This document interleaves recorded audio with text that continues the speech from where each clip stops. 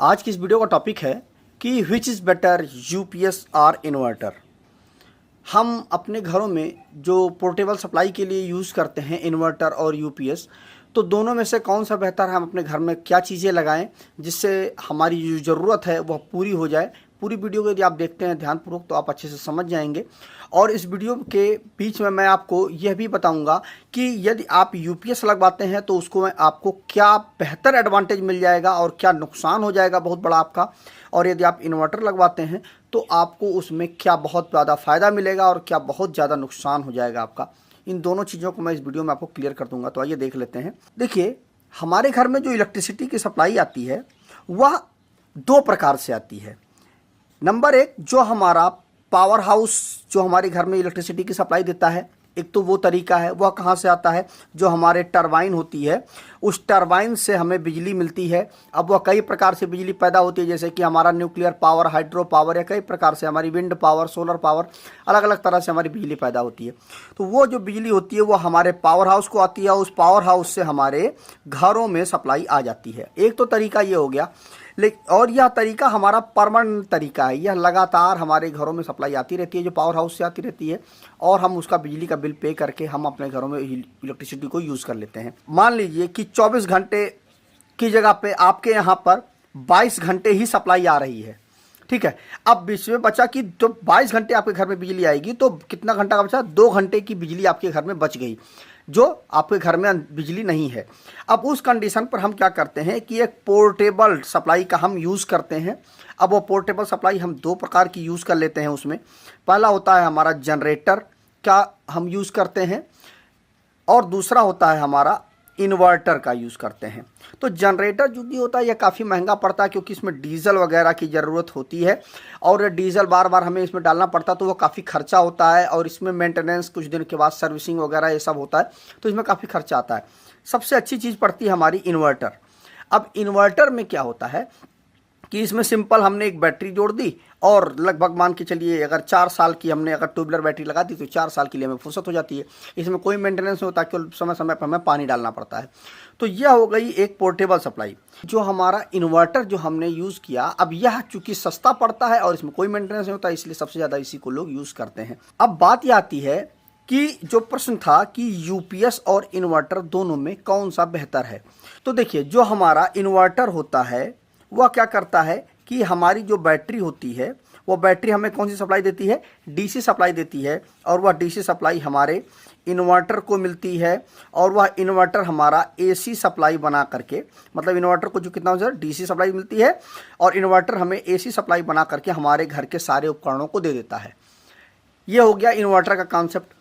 लेकिन जो हमारा यूपीएस होता है उसका भी कॉन्सेप्ट सेम ही होता है, कोई अंतर नहीं होता है। वो अभी बैटरी से डीसी सप्लाई ले करके, और इसमें भी एक पूरा सिस्टम लगा हुआ होता है, जो कि इसको हम यूपीएस बोलेंगे। अब यह क्या करता है, इसको, यह जो हमारी डीसी सप्लाई है इसको चेंज करके वह एसी सप्लाई में बदल करके हमारे घर के उपकरणों को दे देता है। तो दोनों का कॉन्सेप्ट एकदम सेम है, कोई बहुत अंतर नहीं है। लेकिन अब बात यह आती है कि यूपीएस और इन्वर्टर में फिर दोनों में क्या फ़र्क हो गया, आखिर दोनों कहाँ पर अलग हो जाते हैं? तो दोनों अलग इसलिए हो जाते हैं कि इन्वर्टर हर जगह पर हम इसकी सप्लाई का यूज़ नहीं कर सकते हैं, और यूपीएस की सप्लाई का यूज़ हम हर जगह पे कर सकते हैं। कैसे? देखिए, इन्वर्टर जब आपके घर में लगा हुआ है तो घर के सारे उपकरण, जैसे कि आपके घर में फ़ैन लगा हुआ है, टीवी लगी हुई है, या कोई भी चीज़ लगी हुई है, सारी चीज़ें आप इससे चला सकते हैं, ठीक है। लेकिन आप के घर में यदि कंप्यूटर लगा हुआ है तो आप उसको इन्वर्टर से नहीं चला सकते हैं। क्यों? क्योंकि इन्वर्टर में यह समस्या होती है कि इसमें 500 मिली सेकेंड का एक ट्रिपिंग टाइम होता है, जिसकी वजह से आप देखते होंगे कि जब पावर सप्लाई कट होती है और इन्वर्टर सप्लाई ऑन होती है तो उस वक्त एक पावर फ्लक्चुएशन होता है। उस फ्लक्चुएशन को, वह करीब 500 मिली सेकेंड का फ्लक्चुएशन होता है, और उसी समय में जो आपका कंप्यूटर का जो डाटा है वो क्रैश हो जाता है। मतलब कुल मिलाकर के ये हुआ कि यूपीएस का उपयोग हम कंप्यूटर के लिए ही करते हैं। क्यों? क्योंकि इसमें डाटा होता है, और वह डाटा सडनली, अगर आपका पावर फ्लक्चुएशन हुआ तो सडनली आपका जो कंप्यूटर है वो शट डाउन हो जाएगा, और आपका पूरा डाटा जो है वह क्रैश हो जाएगा। तो वहाँ पर हम क्या करते हैं कि कंप्यूटर के लिए हम यूपीएस सप्लाई का यूज़ करते हैं। बाकी सभी उपकरण के लिए आप इन्वर्टर सप्लाई का यूज़ कर सकते हैं, लेकिन केवल और केवल एक कंप्यूटर ही एक ऐसा चीज़ होता है जिसमें हम यूपीएस सप्लाई का ही यूज़ करते हैं। यूपीएस का जो फुल फॉर्म होता है यूपीएस अनइंटरप्टेबल पावर सप्लाई, इसको हम बोलते हैं। मतलब ये हुआ कि यह अबाधित पावर सप्लाई है, इसमें किसी प्रकार का कोई कट ऑफ नहीं होता है, किसी प्रकार की कोई बाधा नहीं आती है, इसीलिए हम कंप्यूटर में इस सप्लाई का यूज़ करते हैं। जैसा कि मैंने आपको बताया था कि यूपीएस को लगाने में हमें क्या एडवांटेज मिल जाएगा और क्या डिसएडवांटेज मिल जाएगा, और इन्वर्टर को लगवाने में हमें क्या एक स्पेशल फ़ायदा मिलेगा। तो देखिए, यदि हमारा इन्वर्टर सप्लाई यदि आपने ले रखा है, आपके अपने घर में लगा रखे हैं, तो इन्वर्टर में क्या होता है कि अगर आपके घर में वोल्टेज जो है वह ज़्यादा अप डाउन हो रहा है, तो उस कंडीशन पर इन्वर्टर आपका सही से वर्क नहीं करेगा। उसमें क्या होगा कि आपके घर के जितने भी उपकरण लगे हुए हैं, फ़ैन लगा हुआ है या टीवी लगी हुई है, ये सारे जो उपकरण हैं इसमें फ्लक्चुएशन होगा, क्योंकि जो इन्वर्टर होता है वह सीधे पावर सप्लाई दे देता है। जब तक आपके घर में पावर सप्लाई आती है पावर हाउस से, तो वह इन्वर्टर जो होता है वो सीधे बाईपास सप्लाई दे देता है आपके उपकरण को। तो इसमें जैसे ही कोई फ्लक्चुएशन होता है, वोल्टेज का अप डाउन होता है, तो उस वक्त आपकी टीवी ये सारी चीज़ें जो है ज़्यादा अगर अप डाउन वोल्टेज हो रहा है तो ये सारे उपकरण आपके बंद हो जाएंगे, और बार बार ये फ्लक्चुएशन होने से आपके सारे उपकरण आपके जल्दी ख़राब हो सकते हैं, क्योंकि ज़्यादा पावर फ्लक्चुएशन हो रहा है। तो वहाँ पर क्या होता है कि इन्वर्टर आपका सही से वर्क नहीं करेगा। अगर बहुत ज़्यादा पावर फ्लक्चुएशन हो रहा है तो वहाँ पर आप यूपीएस का उपयोग कर लें। उससे क्या होगा कि या किसी भी प्रकार का कोई भी पावर फ्लक्चुएशन इसमें नहीं होगा।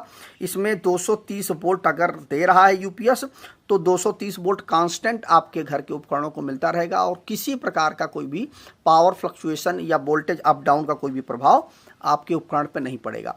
अगर बहुत ज़्यादा पावर फ्लक्चुएशन हो रहा है तो वहाँ पर आप इसका उपयोग कर सकते हैं, लेकिन इसमें एक बहुत बड़ी कमी ये होती है यूपीएस में कि अगर आपका पावर बहुत ज़्यादा अप चला जाता है और बहुत ज़्यादा डाउन चला जाता है, तो उस कंडीशन पर क्या होगा कि आपका जो यूपीएस है वह पूरी की पूरी सप्लाई जो है वह बैटरी पर दे देगा।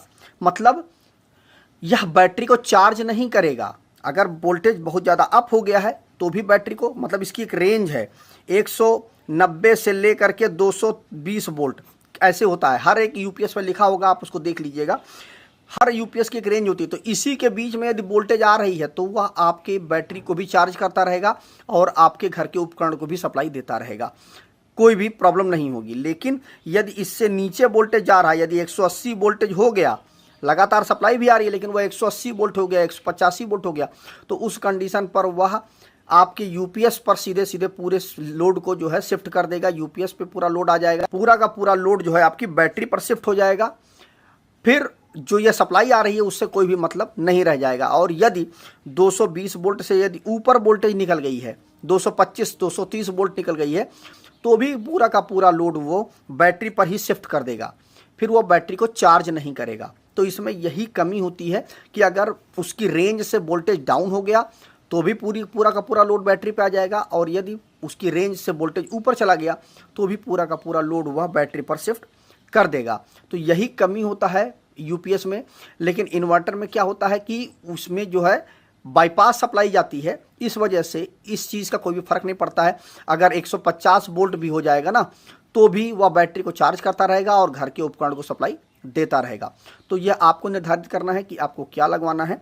कि यूपीएस अगर ज़रूरत है, अगर बहुत ज़्यादा पावर फ्लक्चुएशन हो रहा है तो उस वक्त आप यूपीएस को लगवा लें, क्योंकि उससे आपके घर के उपकरण सेफ बच जाएंगे।